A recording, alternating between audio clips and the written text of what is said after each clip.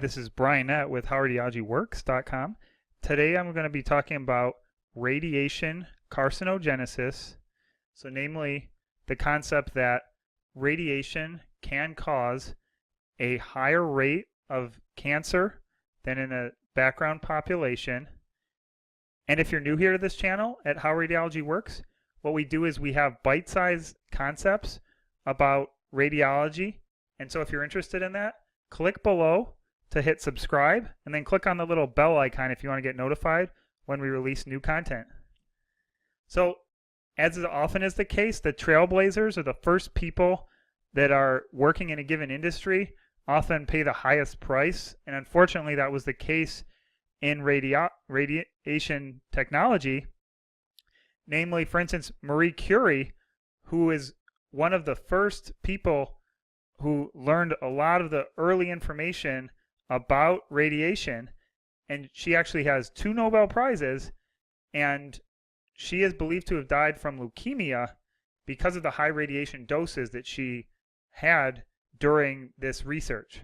Additionally, early doctors, dentists, and technologists who were working with radiation before the downsides and the health effects of radiation were known also had significantly higher risks of cancer induction. Most of the information that we have is from atomic bomb survivors. So after the atomic bomb, the information on the lifetime mortality and an estimated radiation dose that these individuals got has been tracked, and thus most of the information comes from the radiation doses from atomic bomb survivors. So we'll talk about later how, unfortunately, we have to do something called extrapolation, or try and estimate what the effect of the radiation dose is at the low levels that are used in diagnostic radiology. But we do know that it would be unethical to have 2 groups, one where we give a radiation dose and one where we do not give a radiation dose. So we're not likely to get better data in the near future, which really would tease out exactly the effects of this low level of radiation. So I'm going to give several examples of patients and basically data sets of people that have been studied and the cancer induction which has been demonstrated because of the elevated risks of radiation dose. So leukemia is one example in the blood. This has been demonstrated in atomic bomb survivors. Another example is liver cancer that's been demonstrated in atomic bomb survivors, as well as an early contrast agent which actually ended up depositing radiation dose to the liver. Another example is breast cancer, which atomic bomb survivors, as well as a study in Nova Scotia on tuberculosis, where the individuals received many repeated x-rays. This is another data set of individuals that have been studied for the elevated cancer risk. Another one is bone cancer. So this was an unfortunate case where there was a group of young women who were all painting dials by hand on watches, and in order to get the paint brushes to have a nice sharp tip, they would wet it in their mouth, and each time they would do that, they would end up actually ingesting a little bit of the paint, which actually had radium in it. So that radium ended up settling in their bones and led to an increased risk of bone cancer. Lung cancer is a case that's been observed in atomic bomb survivors as well as miners that have been exposed to radon. Atomic bomb survivors from Hiroshima and Nagasaki also have seen increased risks of thyroid cancer. And the Chernobyl accident also demonstrated increased risks of thyroid cancer. Additionally, skin cancer was the first demonstrated cancer to be caused by x-rays. In 1902, this was found on the hand of a radiologist. And dentists, physicians, and x-ray technologists also demonstrated increased risks of skin cancer, especially in the early days of radiation use. And what we're going to talk about is that often we'll be making plots which have the excess risk of cancer. In this case, it's the excess risk of a solid cancer. And that's plotted against the radiation dose that those individuals receive.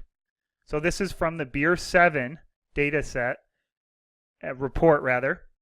And so what we want to do is actually the doses, the radiation doses that are given in diagnostic radiology, they're way down here in this corner on the order of millisieverts.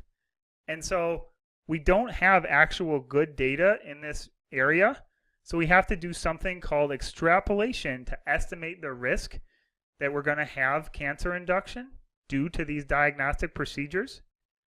So the idea is there's multiple possible ways that you could do this extrapolation, and there is not agreement amongst people in the radiation health fields and medical physicists.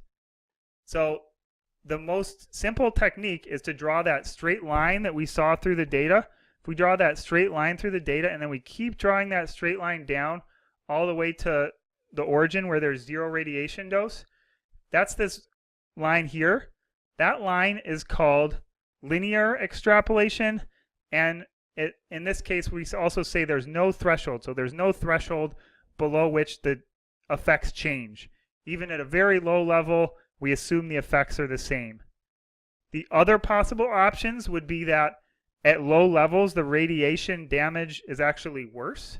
That would be this curve here. That's called supralinear quadratic extrapolation.